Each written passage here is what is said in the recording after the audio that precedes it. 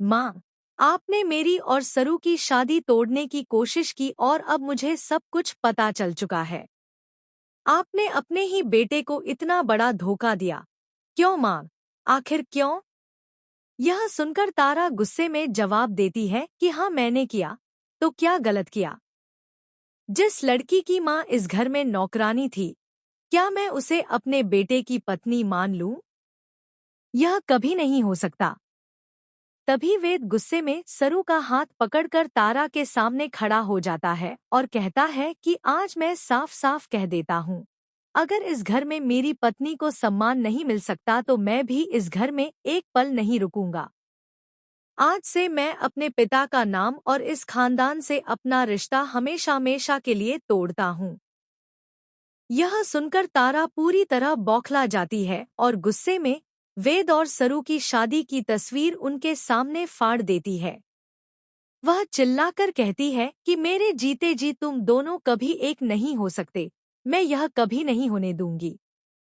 तारा की नफरत देखकर वेद और भी टूट जाता है, लेकिन वह अपनी पत्नी के मान सम्मान के लिए मजबूती से खड़ा हो जाता है। वह कहता है कि जिस घर में मेरी पत्नी का अपमान हो, उस घर से मेरा कोई नाता नहीं रह सकता। आज से मेरा परिवार सिर्फ सरू है। इसके बाद वेद सरू का हाथ थामकर घर से बाहर निकलने लगता है। सरू की आंखों में आंसू होते हैं, लेकिन वेद उसे हिम्मत देता है और कहता है कि जब तक वे साथ हैं, कोई उनका कुछ नहीं बिगाड़ सकता। उधर तारा वेद को रोकने की कोशिश करती है, चिल्लाकर उसका नाम पुकारती है, लेकिन वेद एक पल के लिए भी पीछे मुड़कर नहीं देखता। वह कहता है कि अब मुझे आप पर कोई भरोसा नहीं रहा। आपने माँ होकर अपने बेटे की खुशियों की बलि चढ़ा दी। यह कहकर वेद सरू के साथ हमेशा के लिए उस घर को छोड़ देता है।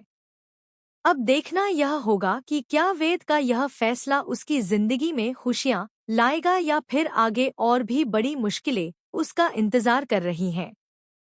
आपको क्या लगता है, क्या वेद ने सरू के लिए घर छोड़कर सही किया?